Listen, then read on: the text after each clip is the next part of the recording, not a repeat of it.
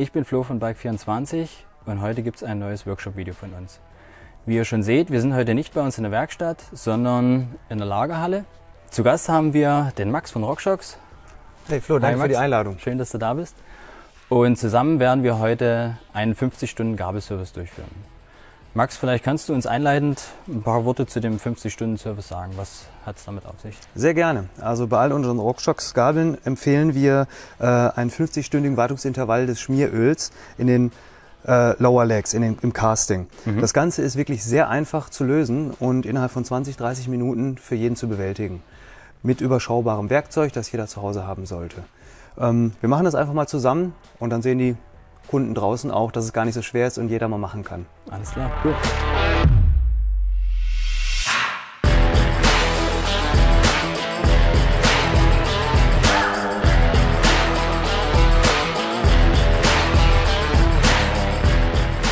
Für den 50 Stunden Lower Leg Service brauchen wir gar nicht viel Werkzeug. Ihr braucht nur eine Dämpferpumpe, einen Kunststoffhammer, einen kleinen Picker für die Gummiringe, ein Inbus-Set, Isopropylalkohol und saubere Tücher zum Reinigen. Ganz wichtig, 0W30 Suspensionöl sowie eine Spritze zum Wiederauffüllen des Schmieröls und auf jeden Fall SRAM Butter, Suspension Fett, um wieder alles geschmeidig zusammenzubauen. Und dann habt ihr eigentlich schon alles zusammen.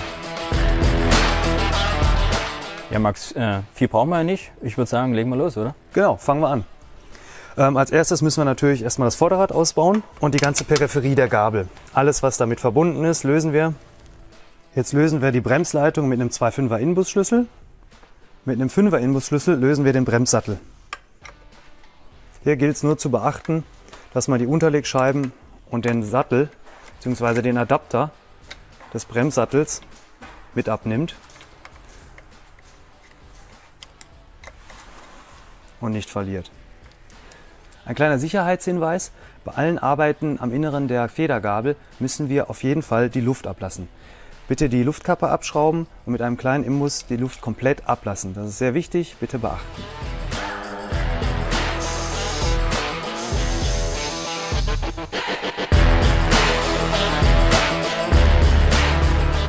Für die bessere Zugänglichkeit der Gabel haben wir das Rad jetzt anders positioniert. Dann nehmen wir mit 2,5er Imbus und schrauben den Zugstufenversteller ab. Der ist nur gesteckt. Mit einem 5er Inbus lösen wir jetzt die beiden Schrauben am unteren Ende des Gabelcastings. Wir drehen sie aber nur 2 bis 3 Umdrehungen heraus und schlagen sie dann ein. Nach dem Lösen der Inbusschrauben am unteren Ende des Castings empfiehlt es sich, eine Kunststoffwanne unterzulegen, da das restliche Schmieröl, was jetzt noch in der Gabel sein könnte, herauslaufen wird. Da tropft es auch schon. So, und jetzt kann das Casting abgezogen werden. Wie gesagt, aufpassen, es tritt ein wenig Öl aus. Das Casting lassen wir jetzt erstmal in der Wanne, damit es auslaufen kann.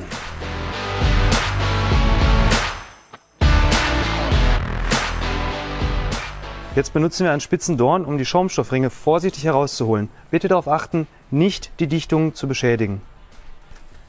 Mit einem sauberen Küchentuch können wir die Schaumgummiringe ausdrücken und damit von dem alten Öl befreien.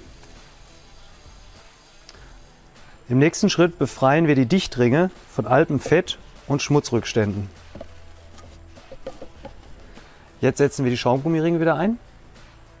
Nicht wundern, dass wir die Schaumgummiringe trocken einsetzen. Wir ölen die gleich noch, bevor wir die Gabel zusammenbauen. Jetzt ziehen wir etwas 0W30 Schmieröl in eine Spritze auf, schmieren damit die gereinigten Schaumgummiringe neu.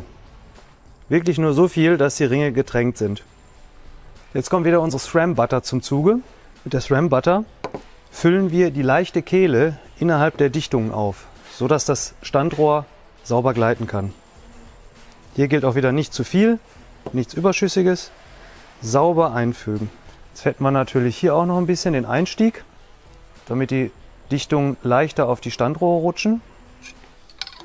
So, und jetzt schieben wir die Lowers wieder auf die Standrohre. Hier vorsichtig sein, die Dichtringe einer nach dem anderen draufstecken und nicht die kleinen Federringe zerstören, die auf den Dichtringen sitzen. Jetzt ziehen wir nochmal 20 Milliliter 0W30 Suspension Öl auf für die Lowers. Das bringen wir gleich unten in die Löcher in den Lowers ein. Das Casting nicht ganz bis an den Airshaft ranschieben, so dass wir ungefähr noch 1 cm zwischen dem inneren Airshaft und dem Ende des Castings zur Verfügung haben. Hier bringen wir jetzt die Spritze ein und füllen in jede Seite 10 Milliliter Suspensionöl ein. Jetzt verschrauben wir das Casting wieder. Hier ist ganz wichtig, eine schwarze Schraube und eine silberne Schraube. Die silberne Schraube kommt auf die Dämpfungsseite. Kann man sich ganz gut merken, weil hier ein Loch drin ist, wo quasi der Rebound-Versteller reingesteckt wird. Dämpfungsseite checken und einschrauben. Erstmal leicht anschrauben, dann die andere Seite, schwarze Schraube auf die Luftseite, dann sauber anziehen, bis ihr den Gegendruck merkt.